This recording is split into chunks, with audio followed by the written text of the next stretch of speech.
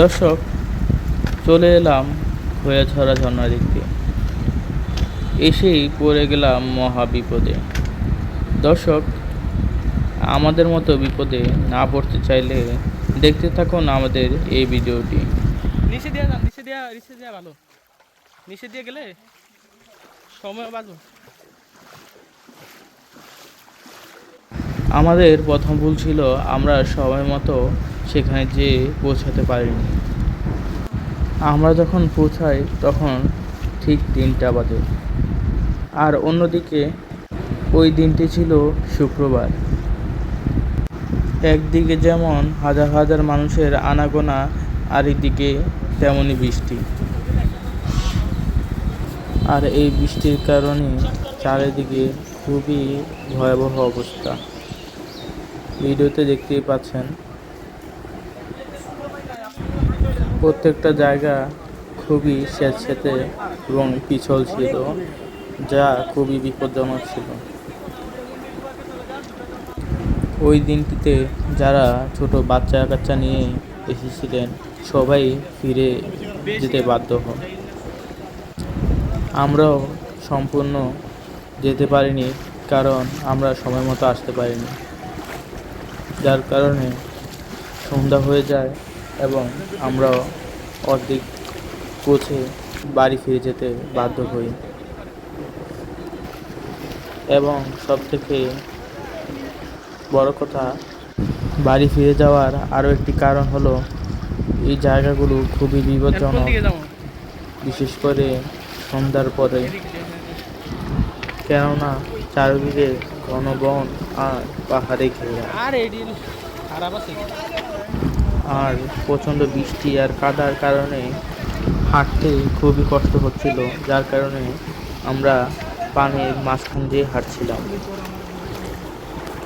পাথরগুলো খুবই পিচ্ছিল ছিল, আর উপরে পাহাড়ের ডাল বেয়ে ওঠা তো খুবই বিপজ্জনক, যার কারণে আমরা নিচে দিয়ে হেঁটে যাচ্ছিলাম। আর যেতে যেতে আমাদের অনেক সময় লেগে যায়। আমরা বেশ কিছু দূর গিয়ে পরে ফিরে আসতে বাধ্য হই। তাই যারা এই ধরনের ভ্রমণ করতে চান তারা অবশ্যই আগে থেকে প্রিপারেশন নিয়ে রাখবেন। অবশ্যই পায়ে হ্যাংলেট এবং হাতে লাঠি নিয়ে যাবেন। আর অবশ্যই এই ধরনের ভ্রমণের আগে খেয়াল রাখবেন যাতে সাথে ছোট বাচ্চা বা বৃদ্ধ কেউ না থাকে, তাহলে অবশ্যই আপনারা বিপদে পড়বেন। আর এই ধরনের ভ্রমণ সফল করতে হলে আপনারা অবশ্যই সকাল সকাল রওনা হবেন, সাথে খাবার এবং পানি নিয়ে তারপর বের হবেন।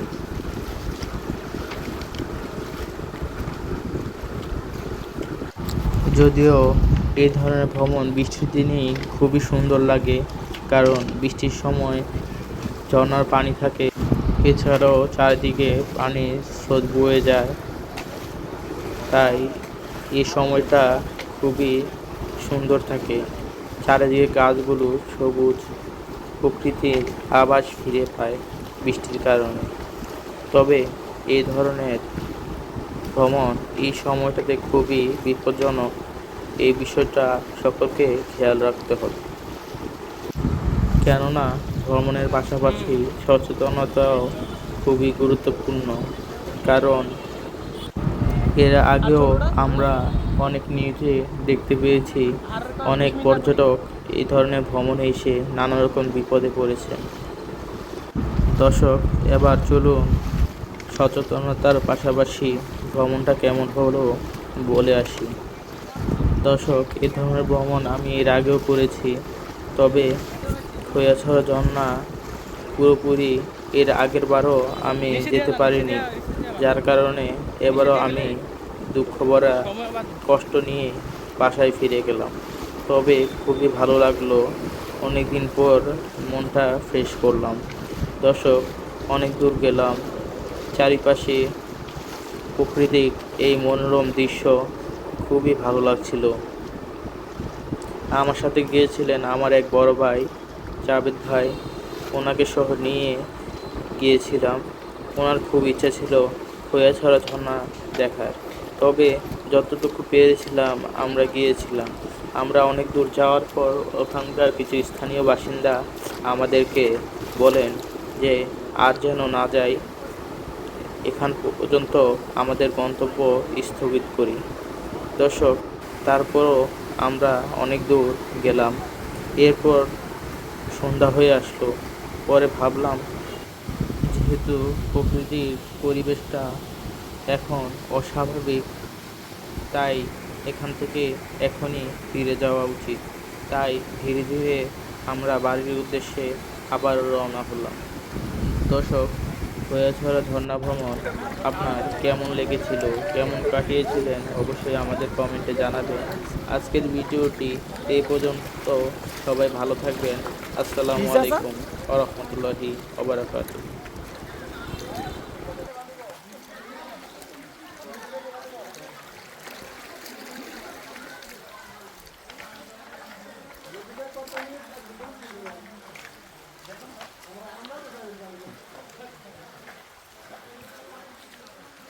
এই মাথা থেকে আসুন নেই 1 ঘন্টা 10 মিনিট লাগে, 1.5 ঘন্টা লাগে, এইদিকে লাস্ট পর্যন্ত কত 50 মিনিট লাগে, মাঝখানে যে আধা ঘন্টা 40 মিনিট আসতেইছি।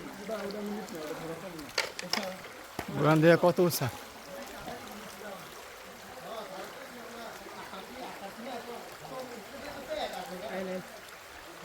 আমরা জানাবো ভিডিও করে দিই। হ্যাঁ